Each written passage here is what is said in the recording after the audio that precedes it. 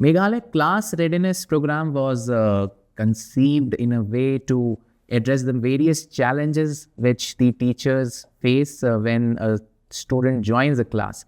Because at the start of the session, every class has certain competencies which are expected that before someone joins a class or comes to that level, it is these competencies are there with the children. And since these children are not having or were not having these competencies, it is difficult to adapt to the syllabus of the new grade.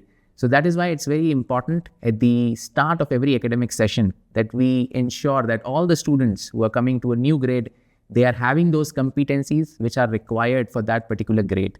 With this thought, this program was ideated and conceptualized, and now it's ready to be rolled out in this new academic session.